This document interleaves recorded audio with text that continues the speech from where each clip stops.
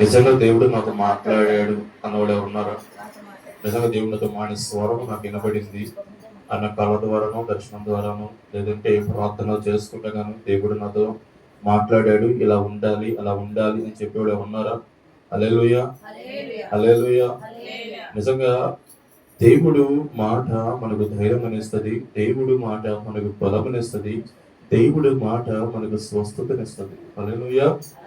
ఏమొస్తాయంట? దేవుడి మాట బలమనిస్తుంది, దేవుడి మాట ఇంకా స్వస్థత ఇస్తుంది, దేవుడి మాట ధైర్యం ఇస్తుంది. అంటే బలము, స్వస్థత, ధైర్యము ఎక్కడ ఉందయ్యా అంటే దేవుడి దగ్గర. నువ్వు ప్రార్థన చేసే విధానంలో ఉంది. నువ్వు ప్రార్థన చేసే విధానంలో నువ్వు దేవుడిలో దేవుడు మాట్లాడుతున్న మాట నీకు కనబడుద్ది. నువ్వు దేవుడి మాట నీకు వినపడాలంటే ప్రార్థన చేయాలి. హల్లెలూయా. దేవుడి మాట నీవు వినాలి అంటే ప్రార్థన చేయాలి. నువ్వు ఎప్పుడైతే మనస్ఫూర్తిగా ప్రార్థన చేయగలుగుతావో, మనస్ఫూర్తిగా మోకాళ్ళు వేయగలుగుతావో, మనస్ఫూర్తిగా దేవుడు స్తుతించగలుగుతావో, దేవుడు తన చిత్తాన్ని బయలుపరుస్తాడు. దేవుడు తన చిత్తాన్ని బయలుపరుస్తాడు. ఎంతసేపటికంటే మన చిత్తము, మన ఇష్టము, మన ఆలోచన ద్వారా మనకు నష్టము కలుగుతుంది, బాధ కలుగుతుంది, శ్రమ కలుగుతుంది, వ్యాధులు కలుగుతుంది. దేని ద్వారా? మన చిత్తం వలన, మన ఇష్టం వలన, మన ఆలోచనల వలన మనకు బాధ, శ్రమ, కష్టము, నష్టము కలుగుతున్నాయి. హల్లెలూయా. దేవుడు ఇది ఇలా చెయ్యి, ఇలా బ్రతుకు, ఇలా ఉండు అని చెప్పినప్పుడు, పాటించినప్పుడు ఆ స్వస్థత కార్యము, విడుదల కార్యము, కృప కలిగిన కార్యము నీ కన్నులారా నువ్వు చూడగలుగుతావు. హల్లెలూయా. నీకు జరిగిన కార్యాన్ని అనేకులు చూడగలుగుతారు. ఒక మాట జాగ్రత్తగా వినండి. దేవుడు చేసే కార్యం నువ్వు చూస్తే సరిపోదు, నీ జీవితంలో జరిగినది అనేకులు చూడాలి. అవునా కదా? నీ జీవితంలో జరిగింది అనేకులు చూడాలి. నీ జీవితము ఇలా మలచబడింది అనేకులు చూడాలి. హల్లెలూయా. నిజంగా దేవుడు ఎంతో గొప్ప దేవుడు, ఎంతో ప్రేమ కలిగిన, సహనం కలిగిన, ఓర్పు కలిగిన గొప్ప దేవుడు ఆయన. అటువంటి దేవుడు మనకు ముందుకు రెండు చేతులతో కృతజ్ఞతాస్తుతులు స్తోత్రం చేద్దాం. హల్లెలూయా, హల్లెలూయా. నిజంగా మన దేవుడు ఎంతో గొప్ప దేవుడు, ఎంతో ప్రేమ కలిగిన దేవుడు. అటువంటి దేవుడి మాట మనం వినగలిగితే మన జీవితంలో కార్యము చూడగలుగుతాం. నిజంగా బాబు చెప్పిన విధంగా ఏమన్నాడంటే, ఉన్న మాటే చెప్పమన్నాడు, లేని మాట చెప్పదు. నిజంగా ఉన్న మాట చెప్పాలి. కొన్నిసార్లు మనకి భయం వేస్తుంది ఉన్న మాట చెప్పాలంటే, అవునా కదా? కానీ నువ్వు ఉన్న మాట ఖచ్చితంగా, నువ్వు లేని మాట చెప్పకుండా ఉన్న మాట అది సత్యము, అది ఖచ్చితంగా జరిగిందని నువ్వు చెబితేనే దానివల్ల మార్పును చూడగలుగుతాం. హల్లెలూయా, హల్లెలూయా. అంటే నిజంగా జాగ్రత్తగా ఒక మాట, దేవుడు చేసే కార్యము చాలా అద్భుతంగా ఉంటుంది. నిజంగా అప్పుడు దాకా భయము భయము భయం అనుకున్నాడు బాబాయ్. ఎప్పుడైతే ధైర్యంగా మాట చెప్పాడో వెంటనే ఏమొచ్చేసిందా లోపలికే? వచ్చిందా?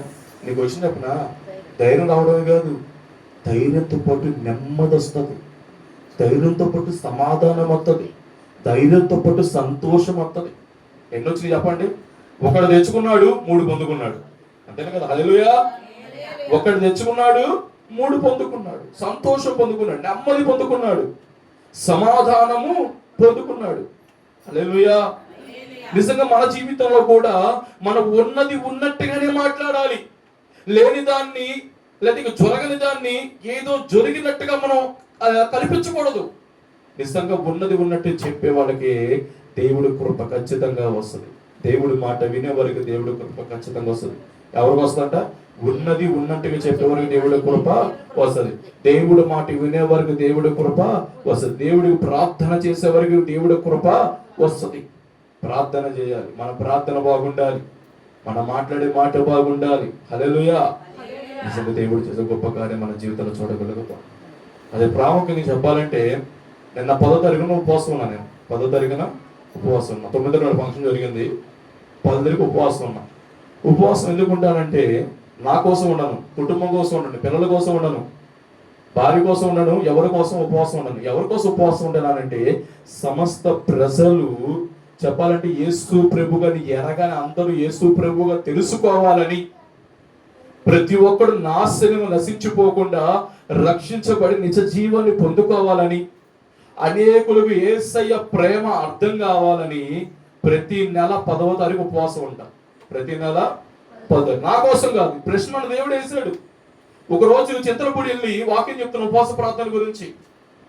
అరే నీ గురించి ఉపవాసం ఉంటున్నావు, నీ బిడ్డల గురించి ఉపవాసం ఉంటున్నావు, నీ భర్త గురించి ఉపవాసం ఉంటున్నావు, నీ కుటుంబం గురించి ఉపవాసం ఉంటున్నావు. ఇదిగో అక్కడ ఆకలైన పరిస్థితులు ఉన్నాయి. ఆకలికి తట్టుకోలేక చిన్న చిన్న పిల్లలు కూడా బ్రేషులు పట్టుకొని గిన్నెలు పట్టుకొని ఆఫ్ఘనిస్తాన్ లో ఒక ముద్ద అన్నం కోసము అంత పెద్ద లైన్ నిలబడి ఆ అన్నం వైపు మనుషుల వైపు దీనంగా చూస్తుంటే నువ్వు ఉపవాసం ఉండకుండా ఎలా ఉంటున్నావు? హల్లెలూయా.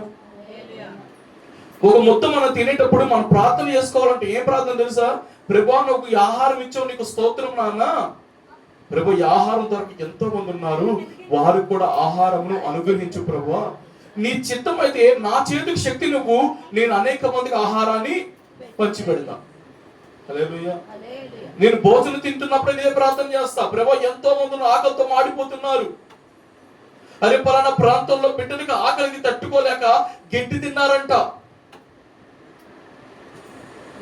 మొన్న కూడా వార్త వచ్చింది, గడ్డి తింటున్నారంట బయట, ఆకలి తట్టుకోలేక పిల్లలకు గడ్డి పెడుతున్నారంట. చిన్న చిన్న పిల్లలకు కూడా బయట పరిస్థితులు ఎంతో ఘోరంగా, ఎంతో దారుణంగా, ఎంతో భయంకరంగా ఉన్నాయి. అది మన జీవితం బాగుంది, మన బిడ్డలు బాగున్నారు, మన భర్త బాగున్నాడు, మన ఇల్లు బాగుంది, నా జీవితం బాగుంది అనుకుంటే సరిపోదు. అలా అనుకునేవాడు క్రైస్తవుడు కాడు. నాతో పాటు అనేక మంది బాగుండాలి, అనేక జీవితాలు బాగుపడాలి, నేను తింటున్న అన్నము అనేక మంది తినాలి, అనేకులు కడుపులు నిండాలి, ప్రతి ఒక్కడు యేసు ప్రభువు తెలుసుకోవాలన్నవాడే క్రైస్తవుడు. హల్లెలూయా, హల్లెలూయా. నిజంగా ఎంతో భయంకరమైన పరిస్థితులు బయట ఉన్నాయి. వాళ్ళందరి గురించి మనం ప్రార్థన చేయాలి, ఉపవాసం ఉండాలి, దేవుడు మొరపెట్టాలి. నిజంగా దేవుడు కారు మన జీవితంలో చూడాలంటే ఎంతసేపటికి నా నా నా కాదు నీ అనేది కూడా మనం ప్రార్థన చేయాలి.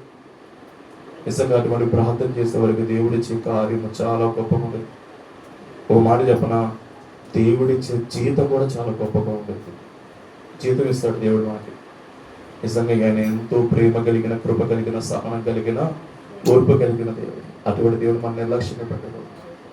వద్దకు ఉపవాసం ఉన్న పిల్లకి చెప్పలని జ్వరం వచ్చింది, ఈడుకు కూడా జ్వరం వచ్చింది. స్టీఫెన్ గారు ఇంటికి రాగానే ఒళ్ళు మొత్తం వేడిగా ఉంది, అక్కడ కూడా దీనికి వేడిగా ఉంది. ఏం జరుగుతుందో అర్థం కాదు. అర్ధరాత్రి లెగిసి ఏడుపులు, ఇక ఉదయం లెగిసి ఇక ముందేసాం. సరే దేవుడు అంటున్నాడు ఉపవాసం ప్రార్థన చేయ అంటున్నాడు. దేవుడు నాకు ఏ సమస్య వచ్చినా ఉపవాసం ప్రార్థన చేస్తాను. సరే 10 ఉపవాసం ఉన్నాను కదా, సరిపోద్దులు అనుకున్నా. దేవుడు ఏమన్నాడు, మళ్ళీ తెల్లవారుజామున మళ్ళీ లేపి 10 ముగిసిపోయింది, 11 అడుగు పెడుతున్నాను. మళ్ళీ దేవుడు మళ్ళీ ఉదయపడి ఇచ్చింది. ప్రభువా నేను ఉపవాసం ఉంటాను, ఆయన బిడ్డకు సంపూర్ణ స్వస్థత ఇచ్చే ప్రభువా, నా కడుపు తినే కంటే దానికి స్వస్థత ఇంపార్టెంట్ ప్రభువా అని చెప్పి ప్రార్థన చేసుకుని ఉపవాసం ఉన్నాను. నిన్న కూడా దేవుడు మహాకృప, దేవుడు స్వస్థత ఇచ్చాడు. దేవుడిచ్చే స్వస్థత చాలా అద్భుతంగా ఉంటుంది. హల్లెలూయా, హల్లెలూయా. కాబట్టి మనం అటువంటి స్వస్థ కార్యాలు మన జీవితంలో మనం చూడాలంటే ఒకటే మాట, దేవుడు మాట వినేవారిగా ఉండాలి. దేవుడు మాట వినేవారిగా ఉండాలి. దేవుడు మాట అంగీకరించేవారిగా ఉండాలి. దేవుడి మాట సమ్మతించేవారిగా ఉండాలి. అయ్యా నాతో కూడా మాట్లాడే ప్రభువా, నాతో కూడా మాట్లాడతారు. మరి ఏ వాక్యంతో నాతో మాట్లాడబోతున్నారు? నాతో మాట్లాడిన ప్రభు, నువ్వు నిజంగా దేవుడికి ప్రార్థన చేయగలిగితే దేవుడు అది 5 నిమిషాలైనా 10 నిమిషాలైనా పావుగంట అయినా సరే ఖచ్చితంగా దేవుడు అంటాడు కదా, 100 మాటలు చెప్పక్కర్లేదు, 10 మాటలు చెప్పిన బండ వంటి గుంటె పగిలిపోతాడు దేవుడు. చెప్పలేదా? చెప్పాడు. నిజంగా చిన్న ప్రార్థన చేద్దాం. దేవుడు మనతో వాక్యం మాట్లాడాలన్న ప్రార్థన చేద్దాం. పరిశుద్ధుడా, ప్రేమ కలిగిన ప్రభువా నీకు స్తోత్రమైన, గొప్ప దేవుడా నీకు స్తోత్రమైన తండ్రి, సర్వ సృష్టికర్త నీకు స్తోత్రమైన ఆయన. ప్రభువా నీ మాట విలువైనది నాయన, నీ మాట బలమైనది నాయన. మాతో మాట్లాడమని ప్రార్థన చేస్తున్నాను. ఇప్పుడు దాకా నా ప్రభువా మీరు మాట్లాడారు నాయన తండ్రి. ప్రభువా ఇప్పుడు నా తల్లి సువార్తలకు వెళ్ళొచ్చినగా మీరు మాట్లాడమని మహిమ పొందారు. నిలబడి మనుషుడిగా మాట్లాడేది పరిశుద్ధాత్మను సెలవిచ్చున్నావు. నా మాటలు వింటే ప్రయోజనం లేదు నాయన, నువ్వు మాట్లాడితేనే ప్రయోజనం దేవా.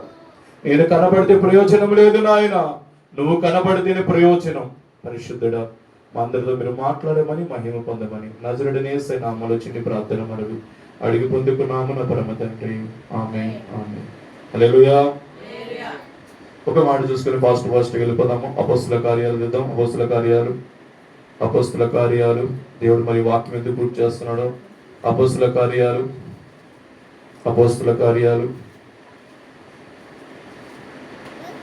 4వ అధ్యాయము అపోస్తుల కార్యం 4వ అధ్యాయం మొదటి వచనం చదువుదాం. అపోస్తుల కన్నా వారు ప్రజలతో మాట్లాడుచుండగా యాజకులను దేవాలయపు అధిపతియు సద్దుకాయులను వారికి ప్రజలకు బోధించుటయు యేసును బట్టి మృతులలో నుండి పునరుత్థానము కలుగునని ప్రకటించుటయు చూచి కలవరపడి వారి మీదకి వచ్చి వారిని బలత్కారముగా చాలు. హల్లెలూయా. ఈ రిఫరెన్స్ మనం జాగ్రత్త చదువుకుందాము, జాగ్రత్తగా వినండి. వారు అనగానే వారు ఎవరు అంటే పేతురు గారు, యోహాను గారు. గుర్తుపెట్టుకోండి, వారు అంటే ఎవరంట? పేతురు గారు, యోహాను గారు. ఎందుకు ఈ పేతురు గారు, యోహాను గారు చేసే పని ఏంటి అంటే, ఇదివరకు చేపలు పట్టుకునేవాళ్ళు, జాలర్లు, చెప్పాలంటే జాలర్లు చేపలు పట్టుకునేవారు. కానీ యేసు ప్రభు గారితో పాటు తిరిగినంత సేపు, యేసు ప్రభు గారితో ఉన్నంత సేపు వాళ్ళు నిర్లక్ష్యంగానే బ్రతికారు. ఎలా బ్రతికారంట? మీరు నమ్మరు, ఒక దెయ్యాన్ని కూడా విడిపించలేనంత బలహీనులుగా బ్రతికారు. ఒక దెయ్యాన్ని కూడా విడిపించలేనంత బలహీనులుగా వినండి, దేవుడితో పాటు తిరిగారు, దేవుడితో పాటు ఉన్నారు. కానీ విషయం ఏంటంటే నిర్లక్ష్యంగా ఉన్నారు కాబట్టి ఒక దెయ్యాన్ని కూడా విడిపించిన బలహీనులుగా ఉన్నారు. రెండో మాట చెప్పాలి అంటే ఎలా ఉన్నారు అంటే, ఒక చిన్న పిల్ల మందు కూడా దేవుడంటే నీకు యేసయ్య అంటే ఎవరో తెలుసు కదా అంటే, ఆయన ఎవరో నాకు తెలియదు అని భయపడిన వాడిగా శిష్యుడు కనబడ్డాడు. హల్లెలూయా. జాగ్రత్తగానండి, ఒక దెయ్యాన్ని కూడా విడిపించలేనంత బలహీనుడిగా కనబడ్డాడు పేతురుగా. రెండో చెప్పాలంటే ఎలా కనబడ్డాడంట? యేసయ్య ఎవరో నాకు తెలియదని ఒక చిన్న పిల్ల ముందు కూడా ఆయన ఎవరు నాకు తెలియదు పొంకాడు. రెండోది పొంకాడు. మూడోది యేసు ప్రభు గారు సిలువ వేసిన తర్వాత, సిలువ వేయబడి పునరుత్థానమైన తర్వాత కూడా ఏమన్నాడంటే వెనక్కు తిరిగాడు. మొట్టమొదటిగా ఏం చేశాడంటే బలహీనుడుగా ఉన్నాడు. మొట్టమొదటి ఎలా ఉన్నాడంట? బలహీనుడుగా ఉన్నాడు. రెండోది బొంకిన వాడిగా ఉన్నాడు. మూడోది వెనకకు తిరిగిన వాడిగా ఉన్నాడు. హల్లెలూయా. చెప్పండి, మొట్టమొదటి ఎలా ఉన్నాడంట? బలహీనుడుగా ఉన్నాడు. రెండోది బొంకిన వాడిగా ఉన్నాడు. మూడోది వెనకకు తిరిగిన వాడిగా ఉన్నాడు. మంచి శిష్యుడే. అయ్యా, నేను ఎక్కడికి వెళ్ళను? నువ్వే సర్వోన్నతుల దేవుడువు, నువ్వే సర్వశక్తిమంతుడు, నేను ఎక్కడికి వెళ్ళాలి నిన్ను వదిలిపెట్టి అని చెప్పిన ఆయన కూడా, పేతురు గారు కూడా ఎలా ఉన్నాడు చెప్పిన? మొట్టమొదటి బలహీనుడిగా ఉన్నాడు. రెండు బొంకిన వాడిగా ఉన్నాడు. మూడు వెనక తిరిగిన వాడిగా ఉన్నాడు.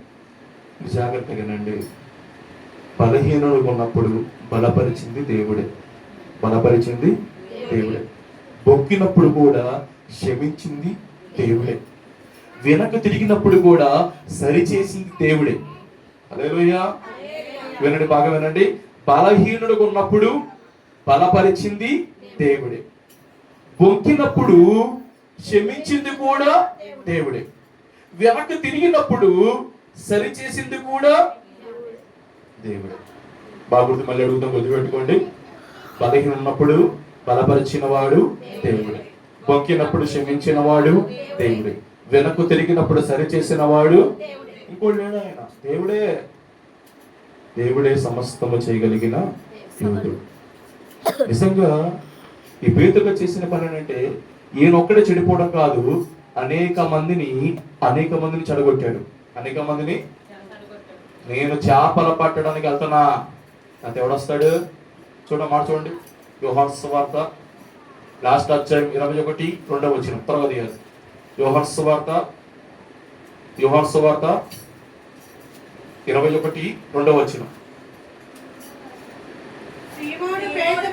సీమోను పేతురు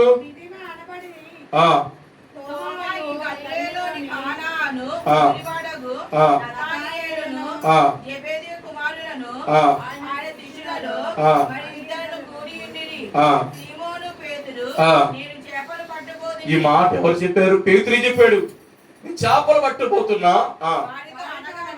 వారు అనగా హల్లెలూయా. 4వ మాట చెప్పాలంటే చెడగొట్టిన వాడిగా ఉన్నాడు. చెడగొట్టిన వాడిగా ఉన్నాడు. ఈ చెడగొట్టిన వాడిని దేవుడు నిలబెట్టేవాడిగా చేశాడు. హల్లెలూయా. ఎలా 4వ మాట ఎలా ఉన్నాడంట? చెడగొట్టిన వాడిగా ఉన్నాడు. దేవుడు ఏం చేశాడంట? నిలబెట్టేవాడిగా మార్చాడు. ఇప్పుడు ఎలా ఉండదు చెప్పండి ఫాస్ట్ గా. బలహీనుడిని దేవుడు ఏం చేశాడు? బలపరిచాడు. పొంకిన వాడిని దేవుడు ఏం చేశాడు? క్షమించాడు. వెనుక తిరిగిన వాడిని సరి చేశాడు. ఇంకోటి చెడగొట్టిన వాడిని దేవుడు ఏం చేశాడు? నిలబెట్టేవాడిగా చేశాడు. అనేకులను నిలబెట్టేవాడిగా చేశాడు. హల్లెలూయా, హల్లెలూయా. సింపుల్ గా చెప్పండి, ఫాస్ట్ గా చెప్పారు, జాగ్రత్తగా రండి. పేతురు గారి జీవితం అది. పేతురు గారి జీవితం అది. బలహీనుడిగా ఉన్నాడు, పొంకిన వాడిగా ఉన్నాడు, వెనక తిరిగిన వాడిగా ఉన్నాడు, చెప్పండి చెడగొట్టేవాడిగా. ఇటువంటి పేతురు గారిని ఎప్పుడైతే పరిశుద్ధాత్మ చేత అభిషేకించబడ్డాడో, పరిశుద్ధాత్మను ఎప్పుడైతే బాప్తిసం పొందుకున్నాడో, అగ్ని వంటి ఆకారంతో, నాలిక ఆకారంతో ఎప్పుడు తాగినప్పుడు పరిశుద్ధాత్మతో నింపబడ్డారో, వాళ్ళు ఖాళీగా కూర్చోవడానికి ఇష్టపడలేదంట. ఎలా ఉన్నారంట? ఇందాకేమో నిర్లక్ష్యంగా బతికారు, ఖాళీగా బ్రతికారు. ఇప్పుడు ఎలా బతికారంటే ఖాళీగా ఉండడానికి ఇష్టపడట్లేదు. దేవుడు చెప్పాడంట, మీరు ప్రకటించండి, మీరు ప్రకటించండి, అనేక మందికి తెలియచేయండి. నమ్మిన వాడికి రక్షణ, నమ్మని వాడికి శిక్ష విధించబడు. సర్వలోకానికి వెళ్ళండి, సర్వ సృష్టిగా ప్రకటించండి. యేసయ్యే దేవుడు, ఆయన తప్ప వేరొక దేవుడు లేడు. నిజంగా అంత గొప్ప దేవుడు, అంత ప్రేమ కలిగిన దేవుడు. ఇటువంటి వాళ్ళకంటే ఒక సమస్య ఎదురైంది. ఇప్పుడు ఏమి ఎదురైంది? ఒక సమస్య. మీరు జాగ్రత్తగా వినండి. నువ్వు లోకంలో బ్రతికినంతసేపు టీవీలు, సినిమాలు, నాటికలు రకరకాలన్నీ చేస్తూ చూస్తున్నంతసేపు నీకు సమస్యలు చాలా తక్కువగా వస్తాయి. నీకు సమస్యలు చాలా తక్కువగా వస్తాయి. నువ్వు దేవుడిని ఎరిగి దేవుడి కొరకు బ్రతకాలని చేసి సమస్య వస్తుంది, కానీ ఆ సమస్య వెనకాలే దేవుడు సమాధానమును పంపిస్తాడు. హల్లెలూయా, హల్లెలూయా. నిజంగా దేవుడు గొప్ప దేవుడు. సరే, మీరు జాగ్రత్తగా రండి. ఎప్పుడైతే వీళ్ళకు సమస్య వచ్చింది, ఏ సమస్య అంటే వీరు చేసిన పని చూడండి. ఒక మాట 3వ అధ్యాయం అపొస్తలుల కార్యాలు 3:1-2 త్వరగా. పగల 3 గంటలకు ప్రార్థన కాలము పేతురును యోహానును దేవాలయమునకు ఎక్కి వెళ్ళుచుండగా, పుట్టినది మొదలుకొని పుట్టివాడిని ఒక మనుషుడు వారు దేవాలయములోనికి వెళ్ళేవాడిని విషమొరగటకుయు కొందరు ప్రతిదినము వారిని దేవాలయపు ద్వారము వద్ద ఉంచుచూ వచ్చిరి. పేతురు యోహానును దేవాలయములలో ప్రవేశించి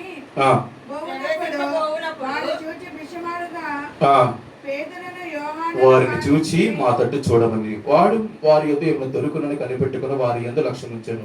అంతటా పేతురు, వెండి బంగారము నా యొద్ద లేవు, కానీ నాకు కలిగినది నీకు ఇచ్చిన నాజరుడైన యేసు క్రీస్తు నామం నడుమని చెప్పి. హల్లెలూయా, హల్లెలూయా. జాగ్రత్తగానండి. ఎవరంటైనా పుట్టినది మొదలుకొని కుంటివాడు. ఎప్పుడు? పెద్ద అయినా కుంటివాడు కాదు, యవనస్తుడైన కుంటివాడు కాదు, ఒక వయసు వచ్చిన కుంటివాడు కాదు. పుట్టినతోనే కుంటివాడిగా పుట్టాడు. కుంటివాడైన ఒకడు దేవాలయం ముందు కూర్చుని అడుక్కుంటున్నాడు. అడుగుడు పేతురుని యోహాను గారు తెల్లవారుజామున 3 గంటలకి. ఒక మాట జాగ్రత్తగా నుండి, డబ్బులు వస్తున్నాయి అంటే అడుగు తినేవాళ్ళు కానీ అడుగు తినేవాళ్ళు కాదు, మనం కూడా అంతే. డబ్బులు వస్తున్నాయి అంటే 3 గంటలు కాదు, 2 గంటలకి లైన్లో నుంచుంటాం. వెళ్ళి నుంచుంటాం కొంచెరా 500 వస్తున్నాయంటే 2 లైన్లో నుంచుంటాం. సరే, ఈయన 3 గంటలకు వెళ్ళి మందిరం ముందుకు వచ్చాని అడుగుతుంటే పేతురు యోహాను గారు పిలిచి, బాబు నా తట్టు చూడు అన్నారంట. ఆడు అబ్బా వీడు బంగారం ఇచ్చేస్తాడో వెండి ఇచ్చేస్తాడో అని చూస్తాడంట. బంగారం ఇచ్చేస్తాడో, అదే ఆ బంగారం ఎండిస్తాడో చూస్తుంటే పేతురు యోహాను గారు అన్నారంట, నా దగ్గర బంగారం లేదు, వెండి నాకు కలిగిందే నీకు ఇస్తున్నా అని చెప్పి, నాజరుడైన యేసు నామములో, క్రీస్తు నామములో లేచి నిలబడు, నడువు అన్న మాట చెప్పగానే చెప్పాలంటే చీలమండలో బలం వచ్చిందంట, నడిచాడంట. హల్లెలూయా. మీరు జాగ్రత్తగానండి. ఈ కార్యము చూసిన వారందరూ పసివిడిగా వేశారు. ఇప్పుడు జాగ్రత్తగానండి, స్వస్థత ముఖ్యమా, అడగడం ముఖ్యమా? స్వస్థత ముఖ్యంగా ఎల్లించాడు. చాలా మంది అన్నారు, అరే నిన్న మొన్నటిదాకా మన పక్కన కూర్చుని అడుగు తినేవాడు ఈడు, ఇప్పుడు ఈడు నడుస్తున్నాడు. అసలు ఈ కార్యం ఎలా జరిగింది? ఈ మాట ఆ మాట ఎక్కడి దాకా వెళ్ళిందంటే వెళ్ళిపోయింది. ఎక్కడ దాకా వెళ్ళిపోయింది? యాజకుల దగ్గరికి, శాస్త్రుల దగ్గరికి, పరిశీలన దగ్గరికి వెళ్ళిపోయింది ఈ మాట. ఈ మాట వెళ్ళిపోగానే వారిని చెప్పాలంటే చూడండి ఒక మాట 22వ వచనంలో,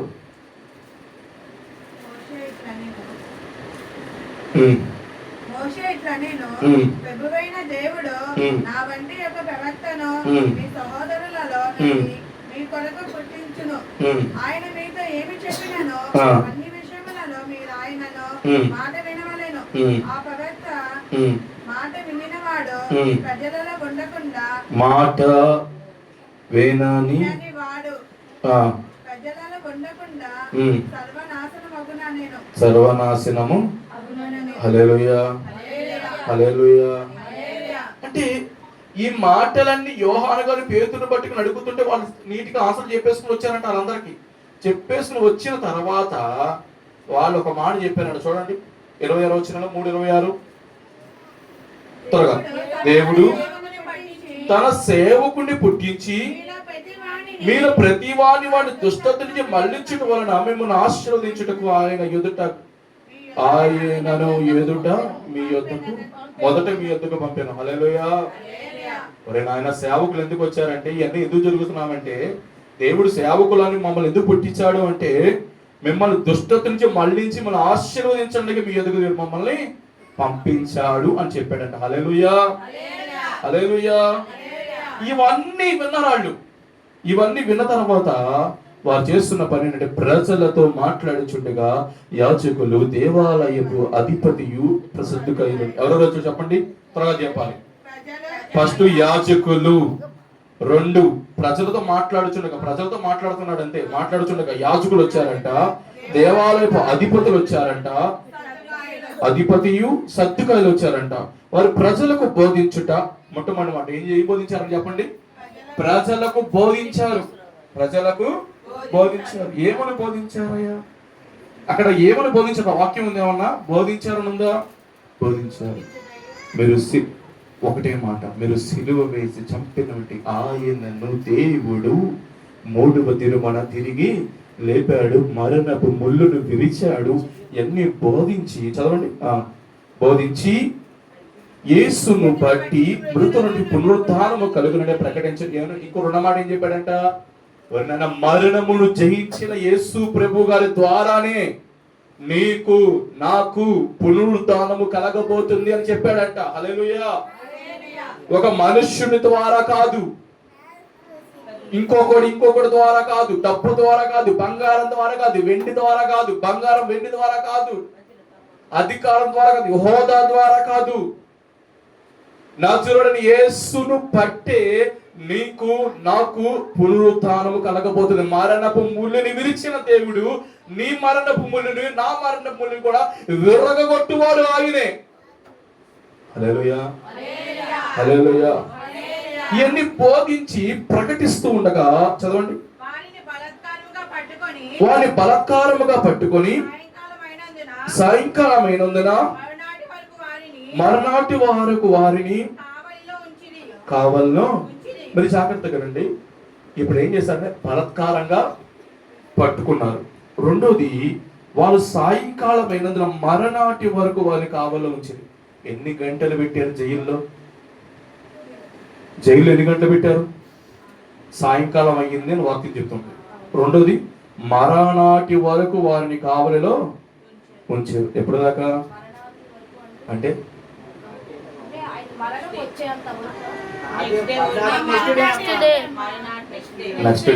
నెక్స్ట్ డే సాయంకాలం వరకు 24 hours జైల్లో కావల్లో పెట్టాడు. ఏమని? నువ్వు దేవుడి గురించి ప్రకటించకూడదు, నువ్వు దేవుడి మాట చెప్పకూడదు, నువ్వు జనులకి బోధించకూడదు, యేసు ప్రభువు దేవుడని ప్రకటించకూడదు. హల్లెలూయా, హల్లెలూయా అని చెప్పి బెదిరించి చెప్పకూడదు నువ్వు దేవుడి మాటలో అని కావల్లో ఉంచారంట. చదవండి ఆ మాట. వాక్యం విన్న వారిలో అనేకులు నమ్మిరి, వారు పురుషులకు ఇంచుమించు 5,000. నిజంగా మాట చెప్పిన జాగ్రత్తగానండి. ఆ రోజు రొట్టెలు చేపలు తిన్న వాళ్ళు ఎంతమంది అంటే ఇంచుమించు ఎంతమంది?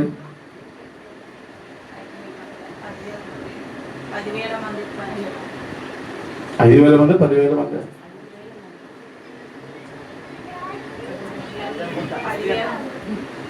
5. అంటే నిజంగా దేవుడు చాలా గొప్ప. 5,000 మంది అంటే అక్కడ 5,000 మంది తిన్నారు, ఇక్కడ 5,000 మంది దేవుని నమ్మారు. హల్లెలూయా. అక్కడ తిన్నారు, ఇక్కడ నమ్మారు దేవుడిని. నిజంగా దేవుడు చాలా గొప్పవాడు. నిజంగా ఓ మాట చెప్పనా, యేసు ప్రభు గారు బ్రతికి ఉన్నప్పుడు ప్రకటించబడిన సువార్త తక్కువ. చనిపోయిన తర్వాత, పునరుత్థానమైన తర్వాత ప్రకటించిన సువార్తలు చాలా ఎక్కువ. ఆత్మగా ఉన్నప్పుడు చేసిన కార్యములు ఎన్నో ఎక్కువ. హల్లెలూయా. అప్పుడు ఒక మనిషికి కనబడేవాడేమో, ఇప్పుడు ప్రతి మనుషుడి కనబడుతున్నాడు. హల్లెలూయా, అవునా కదా? నిజంగా దేవుడు చాలా గొప్ప దేవుడు ఆయన. నిజంగా దేవుడు ఎంతో గొప్ప దేవుడు ఆయన. తర్వాత మరనాడు అధికారులను చదువున్న మాట ఫాస్ట్గా చదువు.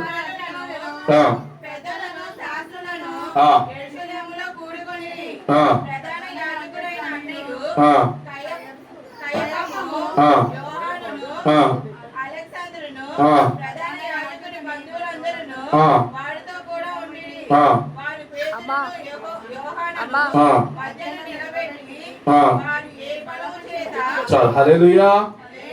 ఇప్పుడు మాట వినండి.